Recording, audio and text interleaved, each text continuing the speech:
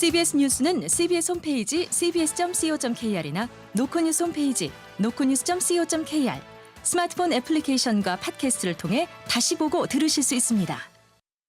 부산 소식입니다. 김해공항이 수용량을 늘리겠다며 증축 공사까지 진행했지만 국제선 출국장은 여전히 극심한 혼잡이 빚어지고 있습니다. 증축 공사 당시에도 출국장을 확충하지 않으면 혼잡도 개선 효과는 크지 않을 것이라는 지적이 나온 만큼 예견된 문제를 방치했다는 비판입니다. 보도에 송호재 기자입니다. 27살 여성 김모 씨는 어제 홍콩행 아침 비행기를 타려고 새벽같이 김해공항을 찾았다가 아연실색했습니다. 아침 6시도 되지 않은 이른 시각인데도 출국 심사장에 끝이 보이지 않을 정도로 줄이 늘어섰기 때문입니다. 김 씨는 1시간 넘게 줄을 섰지만 신분 확인 때도 통과하지 못했고 결국 수속 마감 직전 탑승자를 찾으러 온 항공사 직원을 따라서야 겨우 출국 심사장을 통과했습니다. 가뜩이나 포화 상태였던 김해공항 국제선 터미널은 지난달 신규 노선이 한 주에 80편 넘게 늘면서 극심한 혼잡을 빚고 있습니다. 공항 측은 인력을 추가 배치해 신분 확인대 5개와 보안검색대 9개를 모두 운영하고 있지만 역부족입니다. 김해공항은 지난해 4월 국제선 터미널을 확충하면서 혼잡 문제가 상당 부분 해소될 거라고 자신했습니다. 하지만 당시에도 출국장 숫자는 그대로인 만큼 개선 효과는 미미할 거라는 주장이 이어졌습니다.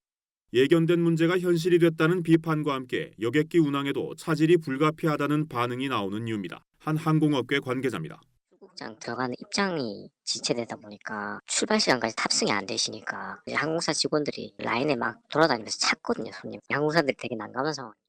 특히 해외 여행객이 몰리는 설 황금 연휴를 앞둔 만큼 혼잡으로 인한 승객 불편을 최소화하기 위한 대책이 시급하다는 지적입니다. CBS 뉴스 송호재입니다.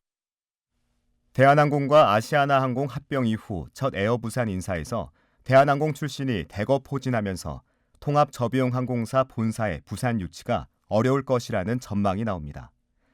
시민사회단체는 에어부산이 소멸해 부산의 거점 항공사 자체가 사라지면 가덕신공항이 관문공항으로서 자리 잡을 수 없다며 강력 반발하고 나섰습니다. 김혜경 기자가 보도합니다. 양대 거대 항공사의 합병 이후 에어부산의 첫 인사에서 대한항공 출신이 요직을 차지했습니다. 대한항공에서 주요 보직을 거친 인사가 에어부산의 대표와 본부장에 임명되면서 아시아나 출신의 임원들은 임기를 다 채우지 못하고 물러났습니다. 시장에서는 이를 시작으로 대한항공이 자사 계열사인 진에어, 아시아나 계열인 에어부산과 에어서울을 합치는 통합 저비용 항공사 출범에 속도가 날 것으로 보고 있습니다. 일단 통합 LCC 본사는 수도권이 유력합니다. 김해공항의 항공 수요는 인천공항의 10분의 1에 불과해 통합 LCC가 출범하면 인천 중심으로 다시 재편하면서 부산의 항공업계는 더 쪼그라들 수밖에 없습니다. 지역 시민사회단체는 에어부산이 소멸해 부산의 거점 항공사 자체가 사라지면 가덕신공항이 관문공항으로서 자리 잡을 수 없다며 강력 반발하고 나섰습니다. 가덕신공항 거점 항공사 추진 부산시민운동본부 박재율 대표입니다. 지난 2022년 6월에 조은태 회장이 공표한 저가항공사 통합해서 인천으로 가겠다는 수순이라면 부산 시민의 저항을 면치 못할 것이고, 시민사회단체는 지금까지 무기력한 모습만 보여 결국 실익을 얻지 못한 부산시의 전향적인 태도를 촉구했습니다. 이들은 박형준 시장이 직접 조원태 대한항공 회장을 만나 시민들의 의지를 전달하고 성과를 내야 한다고 촉구하고 나섰습니다. CBS 뉴스 김혜경입니다. 부산항이 블록체인 기술을 접목한 환적 화물 통합 시스템 포트아이를 시범 가동하며 환적 물류의 효율성을 크게 높일 전망입니다. 디지털 전환으로 부산항의 글로벌 경쟁력 강화가 기대됩니다. 강민정 기자입니다. 부산항은 2023년 기준 국내 전체 환적 물량의 97.4%에 해당하는 1240만 TU를 처리하며 세계 2위 환적항으로 자리 잡고 있습니다. 그러나 신항의 7개사, 북항의 3개사가 터미널을 운영하는 이원화된 체계로 인해 효율성이 떨어지고 터미널 간 화물 이동 과정에서 연간 2천억 원가량의 추가 비용이 발생해왔습니다. 이에 부산항만공사는 블록체인 기술을 활용한 환적 모니터링 시스템 포트아이를 도입했습니다. 포트아이는 부산항의 모든 컨테이너 터미널을 하나의 통합 플랫폼으로 연결해 선사와 터미널 간 정보 단절 문제를 해소합니다. 이 시스템은 선사들이 실시간으로 선박, 화물, 선석 정보를 확인할 수 있도록 지원하며 블록체인 기술을 통해 데이터 보안과 신뢰성을 강화했습니다. 또한 선박 적재율 향상과 터미널 운영 최적화, 운송사 대기 시간 단축 등 실질적인 효과를 제공할 것으로 기대됩니다. 박경철 부산항방공사 디지털정보 부장입니다. 타부도 한적에 따른 고비용이나 비효율을 저희들이 개선하기 위해서 이 포타이 시스템을 개발을 했습니다. 올해 저희들이 1월 달부터는 HMM을 대상으로 해서 시범 운영을 시작을 하고 3월부터는 이제 점차적으로 대상 선사를 확대해서 하반기에는 이제 본격적으로 서비스를 개시할 생각이고요. 부산항방공사가 블록체인 기술을 접목한 포트아이 시스템을 통해 환정물류의 혁신을 선도하며 올해 목표로 설정한 2,500만 TU 달성에 얼마나 기여할지 주목됩니다. CBS 뉴스 강민정입니다. 부산지법 형사 6부는 경매 배당금 수억 원을 빼돌린 혐의로 기소된 전직 법원 공무원 40대 A씨에게 징역 4년을 선고했습니다. A씨는 2020년 6월부터 반년간 울산지법에서 부동산 경매를 담당하면서 8차례에 걸쳐 경매 배당금 7억 8천여만 원을 횡령한 혐의로 재판에 넘겨졌습니다.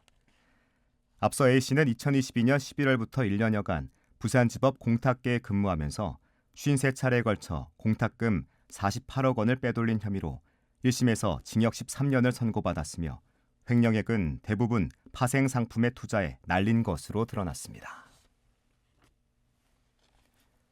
오늘 오전 11시쯤 부산 서구 남부민동의 한 다세대 주택 1층 주방에서 폭발 사고가 발생해 주민 1명이 경상을 입었습니다.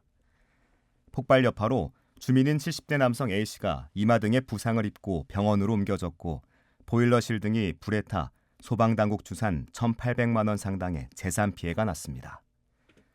경찰은 LPG 가스 누출로 사고가 난 것으로 보고 합동감식을 통해 정확한 화인을 조사할 계획입니다. 더불어민주당 부산시당은 내일 오전 10시 부산 진구 이비스 엠베서더 부산시티센터에서 광역기초의원 등 100여 명이 참여하는 선출직 공직자 대회를 개최합니다. 지방의원 조직과 내부 결속 강화를 위해 열리는 이번 대회에선 전재수 국회의원과 이재성 부산시당 위원장이 강연자로 나서 국회의원과 지방의원 간 소통 구조와 AI 시대 부산 발전 전략을 주제로 강연을 펼칩니다. 제주항공 여객기 사고 관련 경찰청은 희생자와 유가족의 명예를 훼손하는 모욕성 게시글과 영상에 대해 엄정 수사하고 있습니다. 유언비어 및 모욕성 글과 영상을 무분별하게 게시하는 행위는 심각한 범죄입니다. 유가족에게 더 큰 상처를 줄 수 있는 행위는 삼가해 주시기 바랍니다. 이상 경찰청에서 알려드렸습니다. 끝으로 날씨입니다. 주말인 내일 부산은 대체로 맑다가 밤부터 구름 많아지겠습니다. 내일 기온은 1에서 11도, 모레는 4에서 12도로 평년과 비슷하거나 조금 높겠습니다. 부산의 지금 기온 6.7도, 습도는 45%입니다. 부산 CBS 저녁 종합 뉴스를 마칩니다. 지금까지 진행해 엔지니어 김상길, 기자 박진홍, 아나운서 국제일이었습니다.